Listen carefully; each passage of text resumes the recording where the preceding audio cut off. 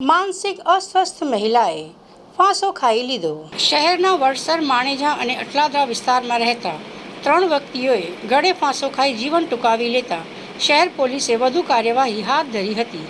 પ્રથમ બનાવમાં વડસર ગામની ઘનશ્યામ રેસિડેન્સીમાં પરિવાર સાથે 28 વર્ષીય પુષ્પાબેન પરેશકુમાર રાઠવા રહેતા હતા। તેઓએ સોમવારે સાંજે ગળે ફાંસો ખાઈ આપઘાત કરી લીધો, જેની જાણ માંજલપુર પોલીસ મથકે કરતા પોલીસે વધુ કાર્યવાહી હાથ ધરી હતી। જોકે હજુ સુધી મહિલાના આપઘાત પાછળ કોઈ કારણ સામે આવ્યું ન હતું। બીજા બનાવમાં માણેજા વિસ્તારમાં રહેતા 55 વર્ષીય મહિલા છેલ્લા 1.5 વર્ષથી માનસિક બીમારીથી પીડાતા હતા, ઉપરાંત તેમના મણકાની પણ બીમારી હતી। તેવામાં સોમવારે મહિલાએ ગળા ફાંસો ખાઈ આપઘાત કરી લીધો હતો, જેની જાણ મકરપુરા પોલીસ મથકે કરાતા પોલીસે વધુ તપાસ હાથ ધરી હતી।